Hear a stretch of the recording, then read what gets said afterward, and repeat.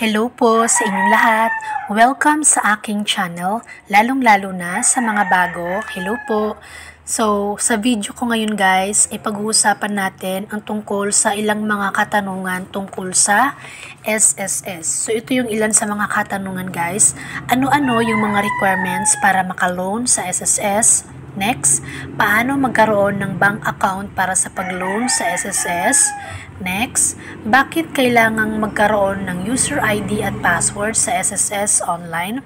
At kung paano mag-apply ng loan sa SSS kahit walang employer o company. Ayan, yan yung ilan sa ating pag-uusapan. Una, paano mag-apply ng loan sa SSS kahit walang employer o company. So, paano daw tayo makapag-apply ng loan sa SSS kahit wala tayong trabaho? So, ibig sabihin, pag wala tayong trabaho, wala tayong niyang employer or company. So, yung number 1, kung kayo ay isang voluntary member or self-employed, so yung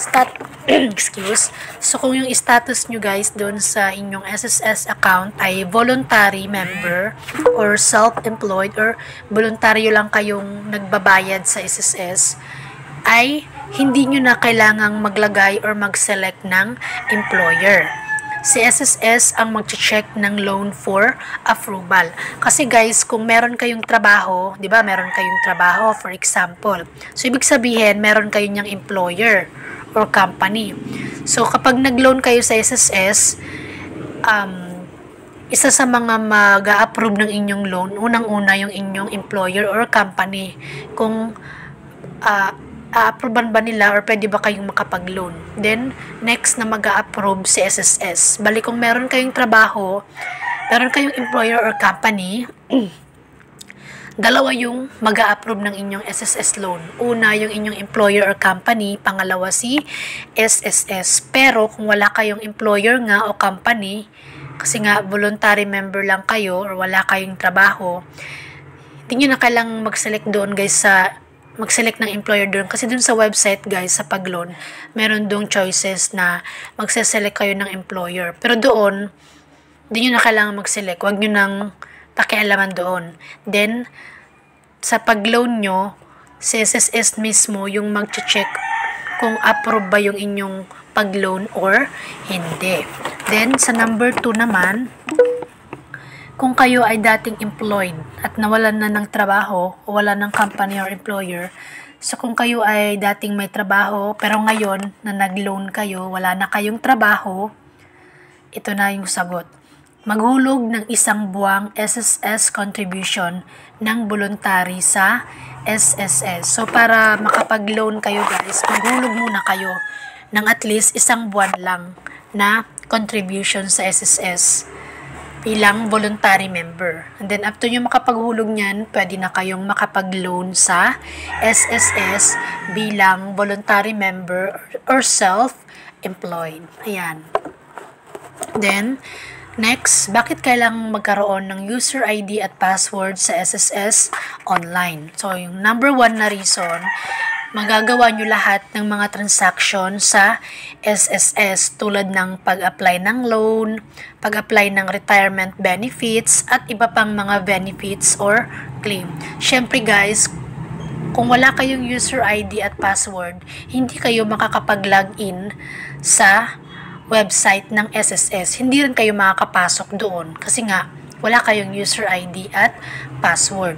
At kapag hindi kayo nakapasok sa website ng SSS, hindi kayo makakapag-loan, hindi kayo makakuha ng kung ano-anong mga benefits. Kasi andun sa loob ng website ng SSS lahat ng mga transactions na ginagawa. Kaya unang-una, kapag nagkaroon na kayo ng SSS ID, gumawa na rin kayo kaagad ng inyong SSS account. Lalo na kung naguhulog kayo ng SSS para kahit paano may idea kayo kung ano-ano yung mga nangyayari sa inyong SSS account sa pamamagitan ng inyong SSS account na ilalagin sa SSS website.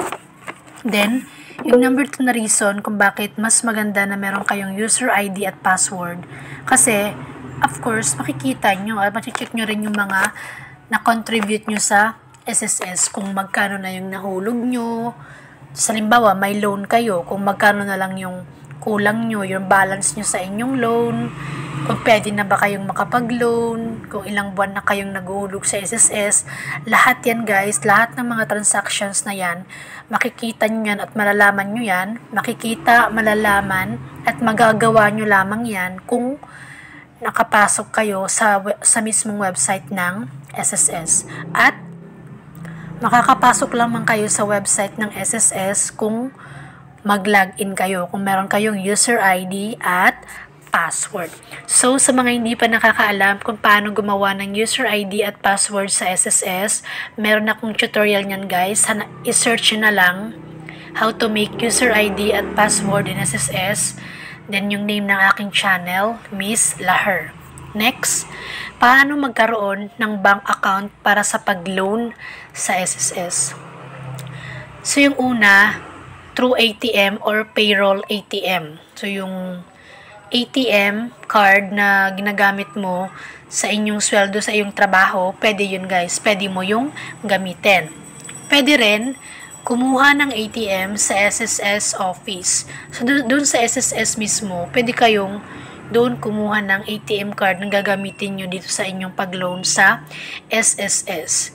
Then, yung pangatlong choice, mag-enroll ng bank account online. So, sa online guys, pwede kayong kumuha ng mga ATM card like Union Bank, pwede yan guys.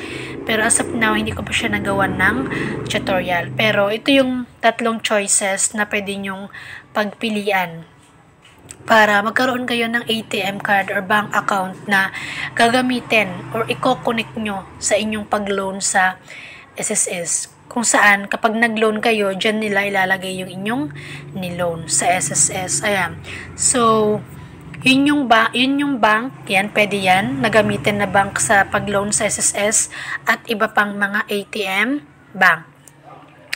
Ito naman yung mga requirements para makapag-loan kayo sa SSS. Una, dapat may total na 36 months na SSS contribution. So, 36 months is equivalent to 3 years. So, dapat naka 3 years na kayong naguhulog sa SSS.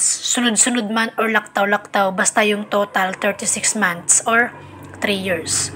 Then, dapat may 6 months na contribution sa nakaraang 12 na buwan na nakalipas. So, in the last 1 year, dapat meron kayong at least 6 na buwan guys na na-contribute. Kasi kung last 2 years pa kayo naghulog, hindi nila yun na-approvean. Dapat last year lang, last 1 year lang. Dapat meron kayo at least 6 months na nahulog. Okay? Then, dapat wala ka pang final benefits na natatanggap gaya ng retirement at total permanent disability benefits. So, dapat hindi pa kayo kumukuha ng final benefits like nagpe-pension na kayo or permanent disability benefits. Dapat wala pa kayong ganon para makapag-loan kayo sa SSS. Then, of course, dapat nga meron kayong user ID at password na sa online account ng SSS kasi hindi kayo makakapasok sa website ng SSS kung wala kayong user ID at password. Then, dapat din guys, meron na kayong ATM or bank account kung saan ide-deposit ang perang ilo-loan nyo sa SSS. Yun yung dapat yung tandaan guys before kayo mag-decide na mag-loan. Dapat nakagawa na kayo ng user ID at password sa SSS online at dapat meron na kayong ATM and bank account na paglalagyan ng iyong ilo-loan sa SSS. So, ayun lamang guys, yung aking ma-share sa inyo ngayon na kunting mga informations all about sa pag-loan sa SSS. Sana kahit paano ay nakatulong ito sa inyo. Ito guys, paki-screenshot nyo na lang kung gusto nyo magkaroon kayo ng copy. Ayan. Ito pa. Ito pa. Ito. At ito. At pa-favor na lang po ako guys na sana po ay huwag niyong kalimutang i-like ang video na ito, mag-subscribe sa aking YouTube channel at pakiclick na lang din po ng bell sa gilid para kapag meron akong bagong upload ng mga informative videos ay ma-update at ma-notify kayo. At palagi nating tatandaan guys, meron akong i-share sa inyo na quotes. Never stop being a good person no matter how bad someone else treats you. Their words and their actions reflect who they are, not who you are. You can sleep with peace of mind knowing that you never hurt anyone. So just stay kind. Sabi dito, wag kang huminto na maging mabuting tao, ano pa man yung maging trato sa inyo ng tao. Halimbawa, hindi maganda yung trato nila sa inyo, sa'yo. Hindi maganda yung trato nila sa'yo, okay lang yan. Still, magpakita ka pa rin ng mabuting kalooban. Kasi, yung mga sinasabi nila, yung mga action nila, hindi yan nag-reflect sa'yo, kundi sa kanila. Kung ano yung ugali nila, sa kanila yan nag-reflect. At ikaw, meron kang peace of mind. Kasi alam mo sa sarili mo na, wala kang tinapakang tao, wala kang ginawang masama, di ba? So, hindi ka dapat mag-alala. Hindi ka dapat